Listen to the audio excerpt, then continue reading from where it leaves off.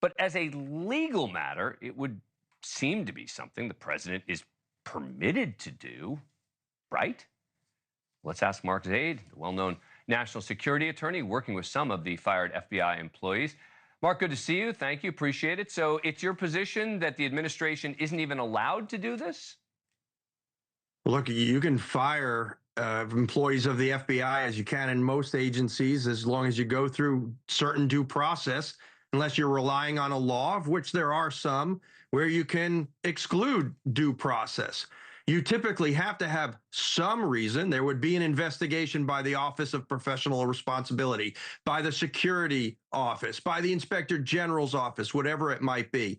But to simply fire someone because they happen to be assigned to work on a January 6th case in some capacity, that's just not what happens here in the United States. When you say it's not what happens here in the United States, it hasn't happened in the past, but it sounds like your position is it's not legal. I mean, what is the legal argument as to why they can't do it? Well, for the FBI, there are procedures in place internally that requires due process.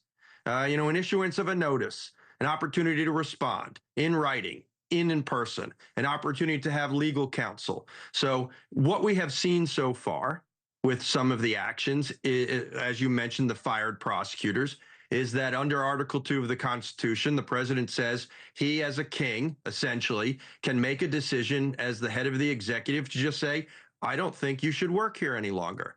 That's just not, except for where it is statutorily permitted, that's just not where it has been done. Now, there are constitutional claims that will come out of this. There are Privacy Act claims. There are Administrative Procedure Act claims, so a statute that will come out of this. We're particularly concerned, as we put in a letter to the acting attorney general or deputy last night and the acting FBI director, that the names of those they will apparently fire forthcoming will be released as well.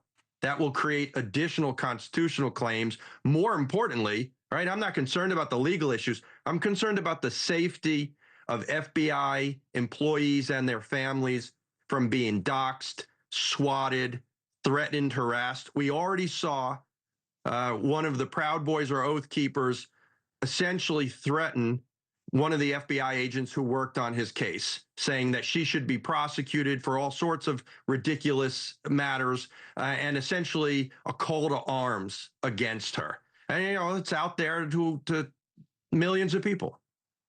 But what is the argument as to why that would be legally impermissible to release the names? It would be a Privacy Act violation. Okay. So the Privacy Act requires that the government, unless it meets a routine use exception, which is set forth within the statute and internal regulations.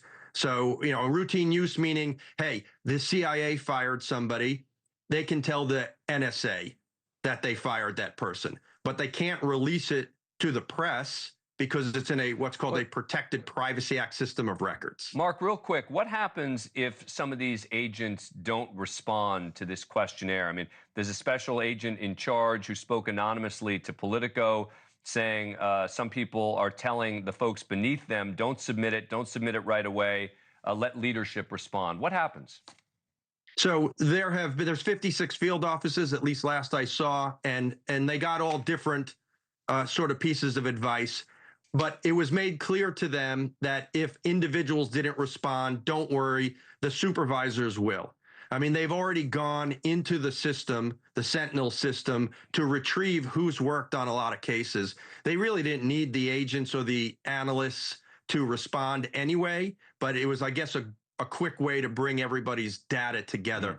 But the Agents Association, I know, is standing up for them, as well as clearly, as you said, that particular special agent in charge up in New York, as well as in many of the other field offices. But the concern was if they didn't respond, they could be deemed insubordinate and then fired for that. So the agents, line agents and superiors are really standing tall to protect one another because it's a brotherhood. These people are dedicated, patriotic Americans, some of whom are naturalized citizens. And this is a real affront to them for having done their job to pursue the rule of law. All right, Mark Zaid, thank you very much. Good to see you. Appreciate it. Thanks for watching. Go to joinnn.com to find NewsNation on your screen. And don't forget to click the red subscribe button below to get more of NewsNation's fact-driven, unbiased coverage.